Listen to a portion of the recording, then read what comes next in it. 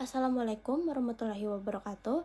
Shalom, namo buddhaya, salam kebajikan buat kita semua. Perkenalkan, nama saya Marcelina Angelita Saitapi dengan NIM 205240314. Apa itu hukum pidana? Hukum pidana adalah salah satu cabang ilmu hukum yang penting dan berkaitan langsung dengan tindakan pelanggaran serta kejahatan. Secara sederhana, hukum pidana dapat didefinisikan sebagai seperangkat aturan yang mengatur perbuatan-perbuatan yang dianggap melawan hukum dan menetapkan sanksi pidana bagi pelakunya. Menurut Prof. Moeljadno, SH, hukum pidana adalah bagian dari keseluruhan hukum yang berlaku di suatu negara yang mengadakan dasar-dasar dan aturan untuk menentukan perbuatan yang tidak boleh dilakukan dan dilarang, dengan disertai ancaman sanksi pidana bagi yang melanggar larangan tersebut. Tujuan utama hukum pidana adalah untuk menjaga ketertiban umum dan melindungi masyarakat dari tindakan-tindakan yang merugikan dan melanggar hukum secara serius. Hukum pidana juga bertujuan untuk mencegah dan menghukum perbuatan pidana demi terciptanya keadilan, keamanan, dan ketertiban dalam masyarakat. Sumber-sumber hukum pidana di Indonesia. Di Indonesia, kita belum memiliki kitab undang-undang hukum pidana atau KUHP nasional. Saat ini masih diberlakukan KUHP warisan dari pemerintah kolonial Hindia Belanda. Sistematika KUHP terdiri dari 3 buku. Yang pertama, buku 1 tentang penentuan umum pasal 1 sampai 303. Yang kedua, buku 2 tentang kejahatan pasal 104 sampai 488. Selain KUHP, terdapat juga beberapa undang-undang khusus yang mengatur tindak pidana tertentu seperti Undang-Undang Tindak Pidana Imigrasi, Undang-Undang Narkotika, Undang-Undang Anti Terorisme, dan sebagainya. Ketentuan pidana juga dapat ditemukan dalam berbagai peraturan perundang-undang lainnya. Asas-asas penting dalam hukum pidana. Asas hukum pidana adalah prinsip-prinsip dasar yang menjadi landasan dalam sistem hukum pidana suatu negara. Asas-asas ini berfungsi sebagai pedoman dalam pembentukan, penerapan, dan penegakan hukum pidana. Asas hukum pidana mencakup nilai-nilai moral dan etis yang menjadi dasar normatif dari pembentukan hukum. Beberapa asas penting yang menjadi landasan hukum pidana antara lain: 1. Asas legalitas. Asas legalitas adalah prinsip hukum yang menegaskan bahwa suatu tindakan hanya bisa dikenai hukum pidana jika tindakan tersebut telah secara jelas diatur sebagai perbuatan pidana dalam perundang-undangan yang berlaku sebelum tindakan dilakukan. Asas ini memastikan bahwa tidak ada perbuatan yang dapat dipidana apabila perbuatan itu tidak diatur dalam suatu peraturan terlebih dahulu. Prinsip ini juga melarang penggunaan analogi dalam menentukan adanya tindak pidana. Asas legalitas dalam hukum pidana. Yang kedua, asas tiada pidana tanpa kesalahan. Asas tiada pidana tanpa kesalahan adalah prinsip hukum pidana yang menyatakan bahwa seseorang tidak dapat dipidana jika tidak ada kesalahan atau niat jahat dalam dirinya saat melakukan perbuatan pidana tersebut. Prinsip ini menekankan bahwa untuk menjatuhkan pidana harus ada 2 elemen utama, niat jahat dan perbuatan. Yang ketiga, asas teritorial. Asas teritorial menyatakan bahwa aturan pidana dalam Undang-Undang Indonesia berlaku bagi setiap orang yang melakukan perbuatan pidana di wilayah Indonesia. Ini berarti bahwa hukum pidana Indonesia memiliki yurisdiksi atas semua tindak pidana yang terjadi di dalam wilayah negara. Yang keempat, asas nasional aktif. Asas nasionalitas aktif atau asas personalitas menyatakan bahwa ketentuan-ketentuan hukum pidana Indonesia berlaku bagi warga negara Indonesia yang melakukan tindak pidana di luar wilayah negara Indonesia. Asas ini memastikan bahwa negara Indonesia tetap tunduk pada hukum pidana nasional meskipun berada di luar negeri. Yang kelima, asas nasional pasif. Asas nasionalitas pasif adalah prinsip hukum pidana yang menyatakan bahwa ketentuan hukum pidana Indonesia berlaku bagi semua tindak pidana yang merugikan kepentingan negara. Meskipun tindak pidana tersebut dilakukan di luar wilayah Indonesia. Asas ini diatur dalam pasal 5 Undang-Undang Nomor 1 2023 tentang KUHP baru. Kita masuk ke macam-macam tindak pidana dan contohnya. Tindak pidana dapat dibedakan berdasarkan berbagai aspek, antara lain berdasarkan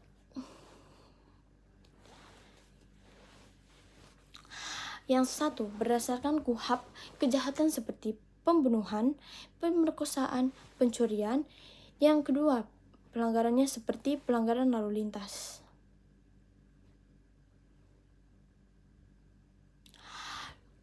Dua, berdasarkan cara merumuskannya.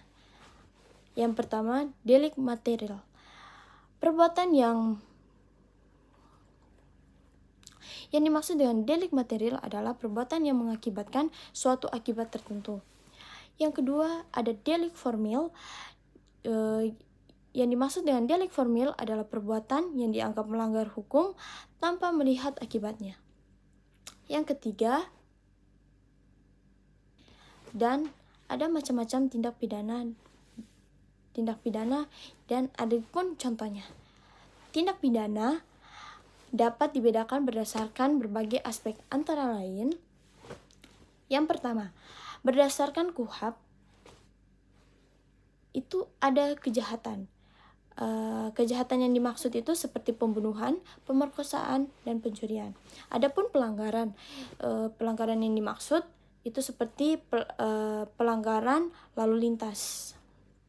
Adapun berdasarkan cara merumuskannya, ada delik material. Yang dimaksud dengan delik material adalah perbuatan yang mengakibatkan suatu akibat tertentu.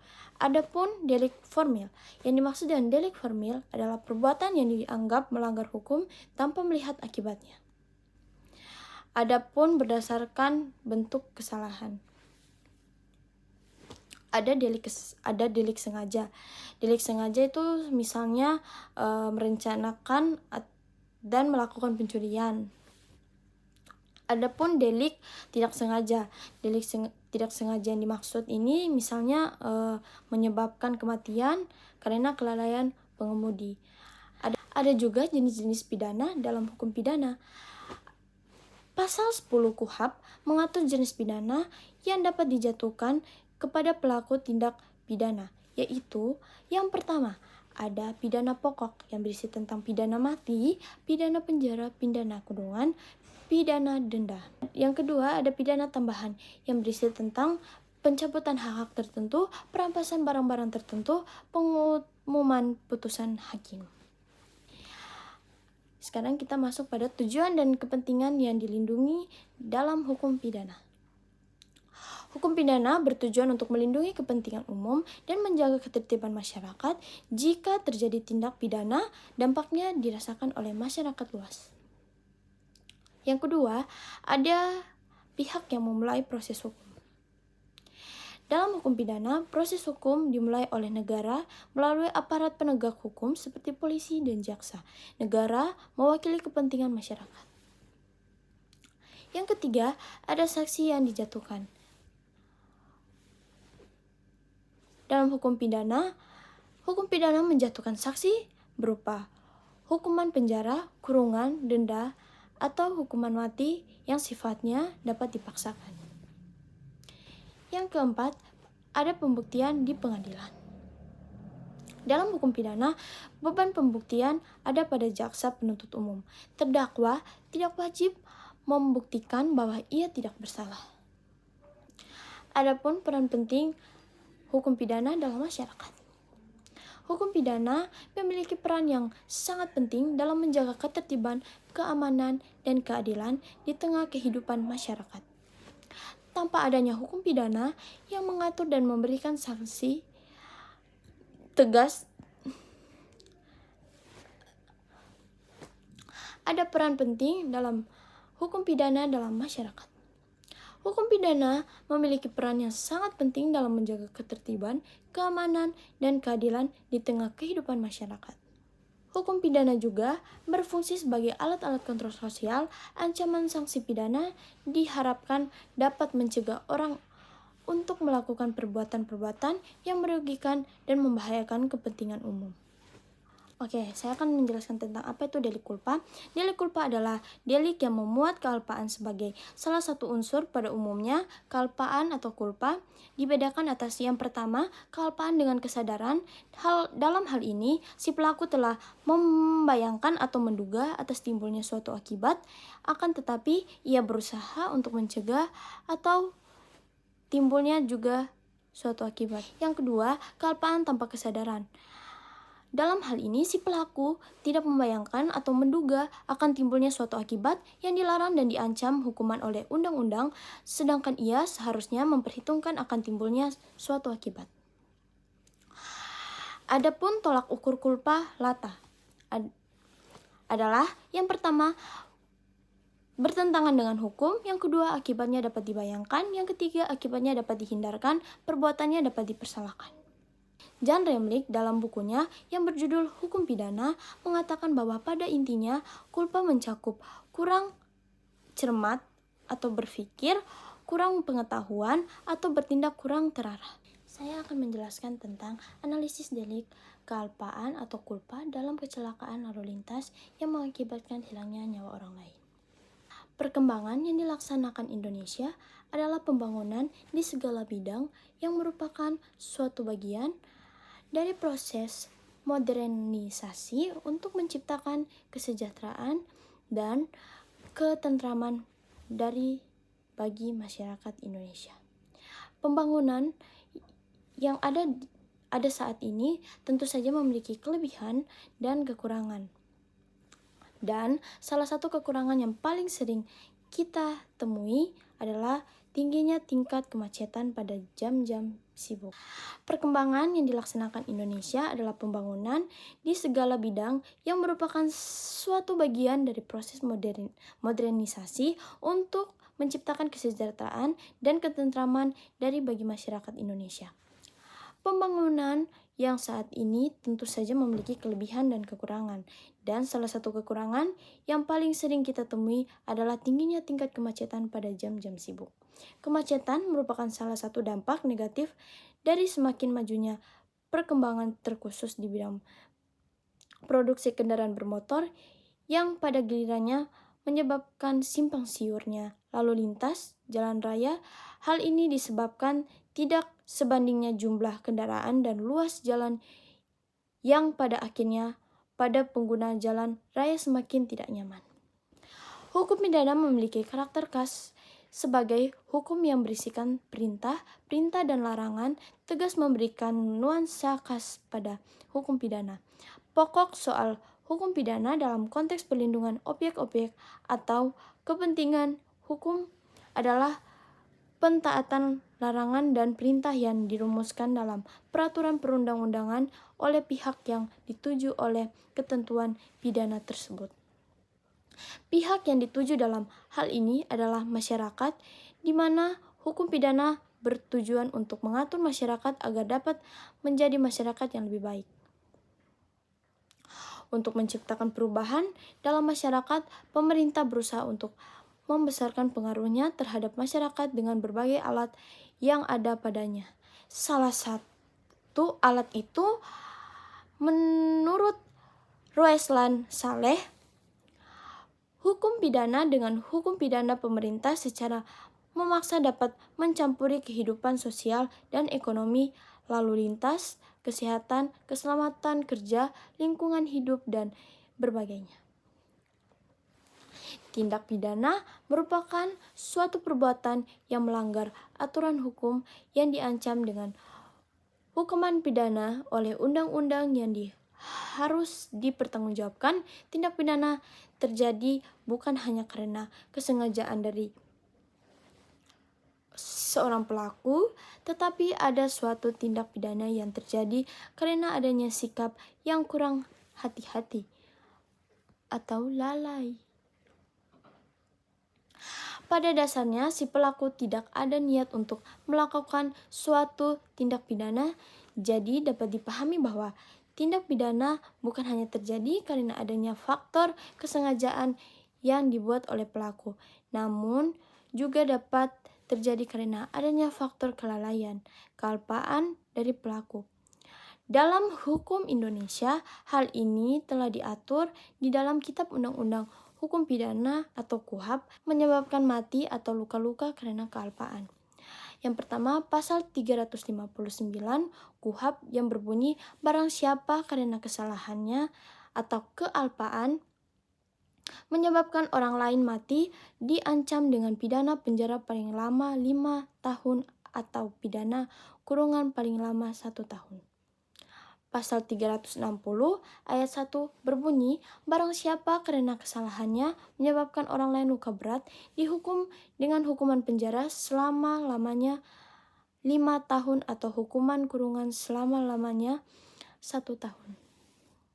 Pasal 361 yang berbunyi, bila kejahatan yang diterangkan dalam bab ini dilakukan dalam menjalani suatu jabatan atau pekerjaan, maka pidana ditambah dengan 1/3 dan dapat dicabut hak yang bersalah untuk menjalankan pekerjaan dalam mana dilakukan kejahatan itu, dan hakim dapat memerintah supaya putusannya diumumkan. Secara normatif, tidak ada salah satu pasal pun dalam KUHP yang mengharuskan hakim memutuskan pemidanaan sesuai dengan tuntutan jaksa atau penuntut umum. Hakim memiliki kebebasan dalam menentukan pidana sesuai dengan pertimbangan hukum, bisa lebih tinggi dari apa yang dituntut. M. Yahya menyebutkan hakim dalam menjatuhkan berat ringannya hukum pidana yang akan dikenakan pada terdakwa ialah bebas. Undang-undang memberikan kebebasan kepada hakim untuk menjatuhkan pidana antara umum, minimum, dan maksimum yang diancam dalam pasal pidana bersangkutan, pasal 12 ayat 2.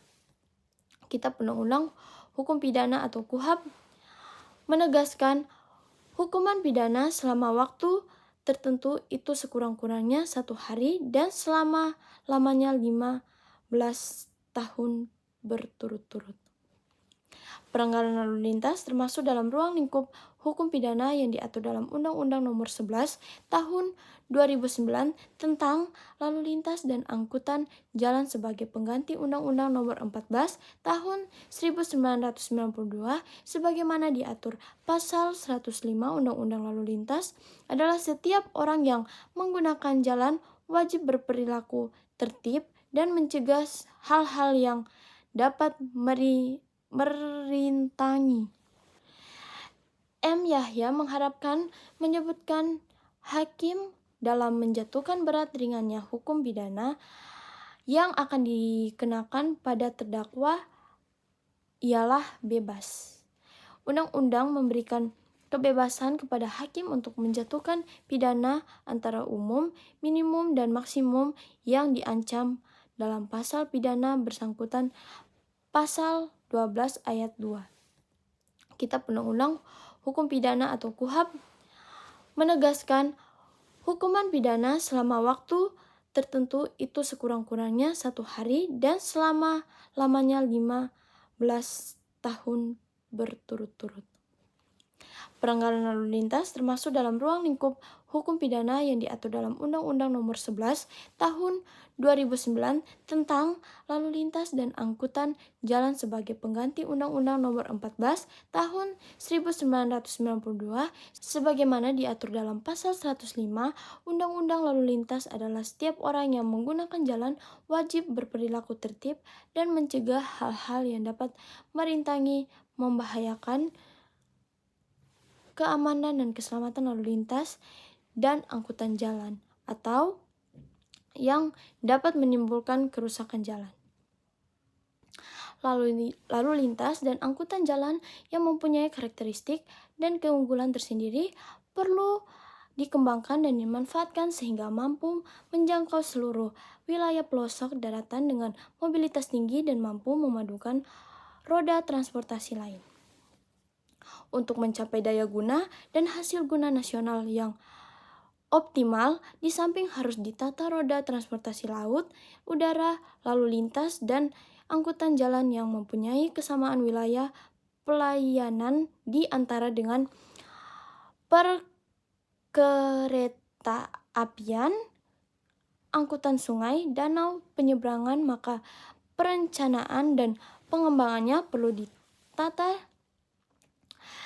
dalam satu kesatuan sistem secara cepat, serasi, seimbang, terpadu, sinergetik